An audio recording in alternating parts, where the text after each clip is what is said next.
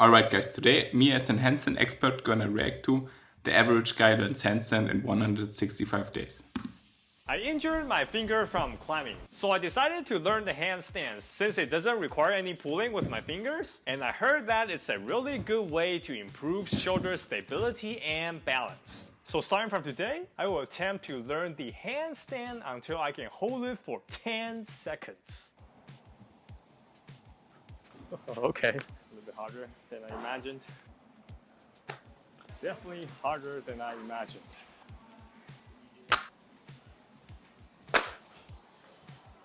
Oh! Yeah, the first thing is really, can you kick up to the wall or not? This is a really big question, and I think this guy with a little bit training, he's able to get to the wall, and this is a good starting point. Okay.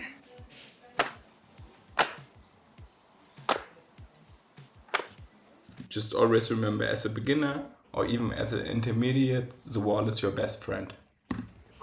I watched a ton of handstand tutorial videos on YouTube, and every single expert teaches a different way to progress towards the handstand. I thought to myself, not a problem at all. I will try every single one of them and see what works. I tried back to wall kick up to handstand, but it didn't work. I tried chest to wall handstand. It felt too scary. I tried the frog stand. It felt impossible. I changed my head position to look back, and it still didn't work. I tried splitting my legs on top. No luck either. On day 11,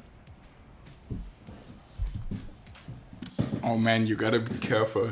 This is if you're too far away from the wall, it's a little bit dangerous. And yeah, in the beginning here it's looked good, so this is a reasonable amount, a distance to the wall, but yeah, this is a little bit too far away. no luck either. On day 11, I tweaked my shoulders. Fortunately, it wasn't a severe tweak, but I was out for 3 days. In the meantime, I didn't... Yeah, definitely because of the high distance to the wall. In the beginning, really take it secure, not too far away from the wall, much better. Honest self-reflection. The reason I wasn't able to learn the handstand is not that I couldn't figure out the technique. It was because my push strength was absolutely terrible. My wrists, elbows, and shoulders were just too weak to stabilize myself. This is not like learning the muscle up where my rock climbing background actually gave me a huge advantage. So my pull strength was never an issue, and it was all about figuring out the technique. Handstands are different. My rock climbing background is completely useless. I am below average in terms of my starting point for learning the handstand. If you do common push exercises like push-ups, dips, overhead presses, or bench presses regularly, which most people do but I don't, you are ahead of me. But he had a solid muscle up, so a little bit pushing strength is there, but of course it takes time to let your wrist and elbows and shoulders adapt. The most important thing is listen to your body and don't work with pain. I decided to get real with myself and set 2 intermediate goals. The first one was to able to do a headstand, factoring out my weak wrists and elbows. I can focus on understanding what it is like to be upside down and also get a feel of how to hold the lower body in a straight line. Even though I struggled a little bit at first, eventually I was able to find the balance point and successfully learn. Also here it's nice to do it in front of the wall first, and so you don't fall over.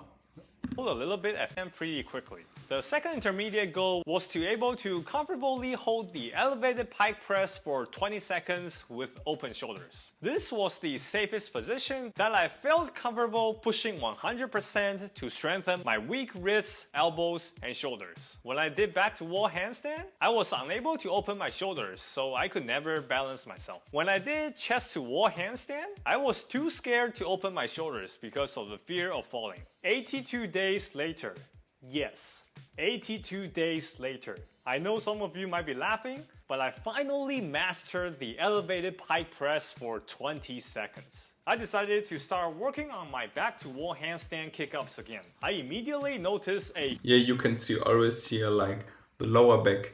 Here is always anterior pelvis tilt, and you want to do posterior pelvis tilt, so you want to work on having a straight lower back. Huge difference. I was able to practice for 30 minutes straight without my wrists or shoulders feeling sore. so I could finally focus on learning the technique. On day 122,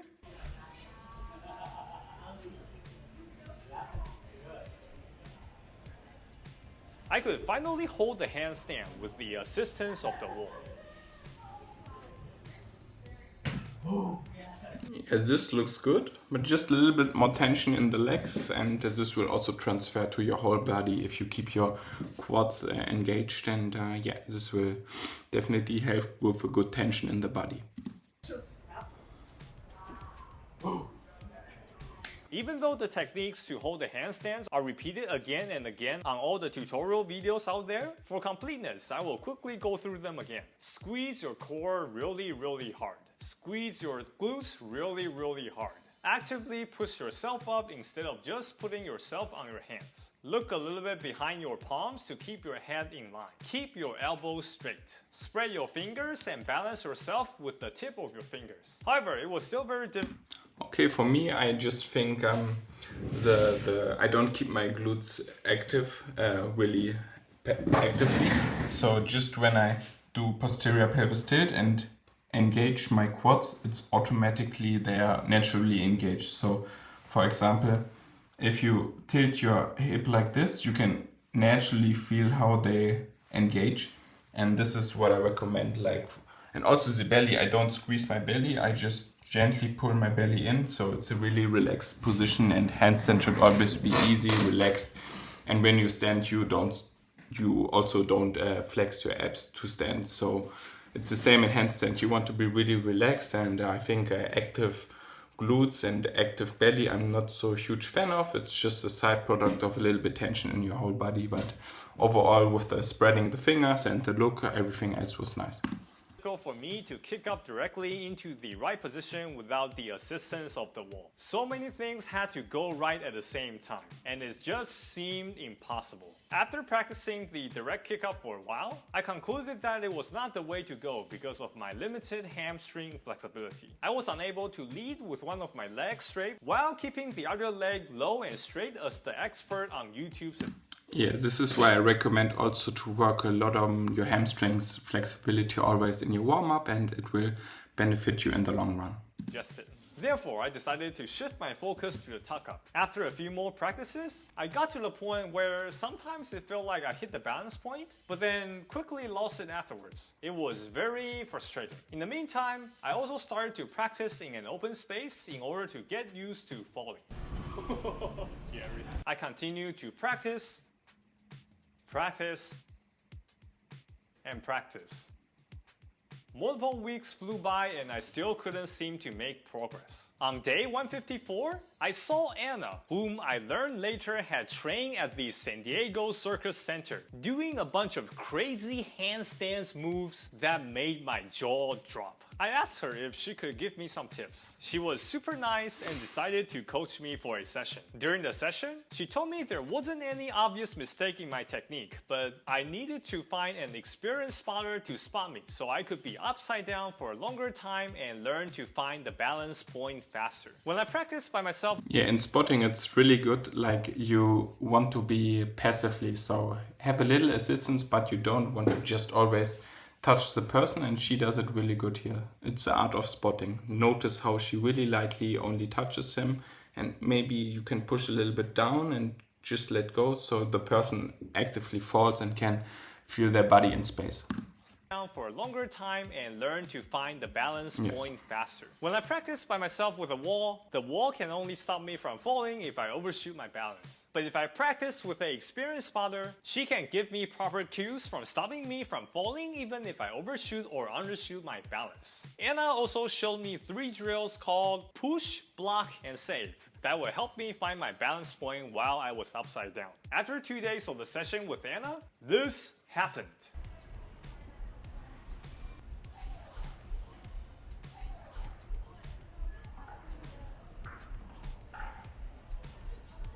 Yeah, now also his legs look much more contracted. Like now he has really straight legs, and I think this is also good for his overall body tension. And then you push a little bit with your finger again, and then you have a solid tension and you can balance the handstand real good.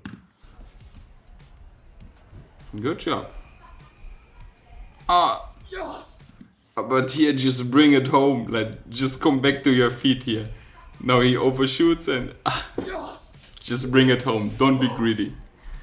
Again, for completeness, here are the techniques to tuck up to the handstand. Stack shoulders over wrists. Keep the back rounded. Focus on rotating the hips to the handstand line first before straightening out the legs.